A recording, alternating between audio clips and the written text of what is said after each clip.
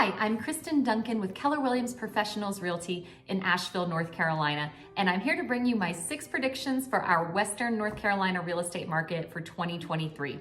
First of all, I do not think we're going to see a redo of the past 2 years, the past 2 summers, or the major buying seasons.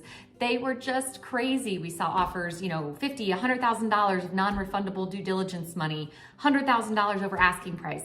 I think we're going to still have a competitive market, but we're going to move towards being a more balanced market.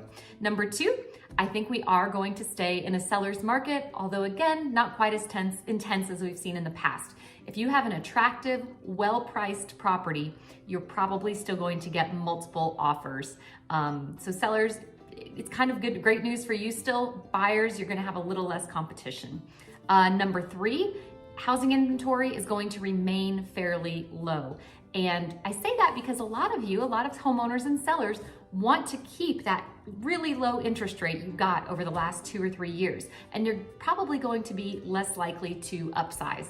Now, again, if you are thinking of selling, there's certain ways we can make that worth it for you, getting the most money for your house, buying down your interest rate, or understanding that you'll be able to refi in the future. However, I think our inventory is still going to stay fairly low. Number 4, interest rates. I think they're going to stay similar to where they are right now. We're predicting by the fall be about 5.5%. Right now they're closer to 6%. So if you're looking to buy, I don't think we're going to see those 3% interest rates like we saw during the pandemic for quite some time, maybe ever.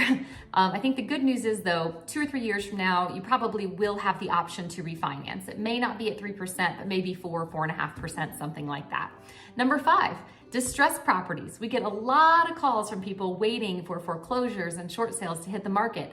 We'll probably see a little uptick in those, but I don't have a reason to believe right now that we're going to see massive amounts of foreclosures and short sales hit the market. Sellers can still get a really fair price for their house, and we're not anticipating that prices are going down.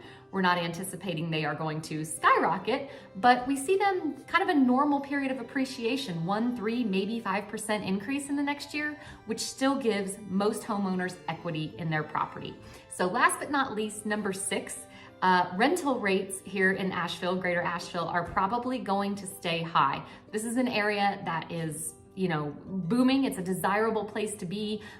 If with interest rates and mortgages staying high, I don't see a reason for rental rates to drop substantially. So sorry about that, renters.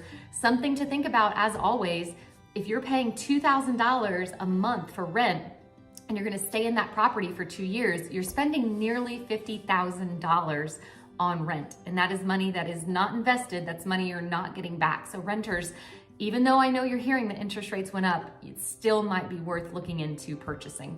I hope this is helpful, and if I can be of assistance, please let me know.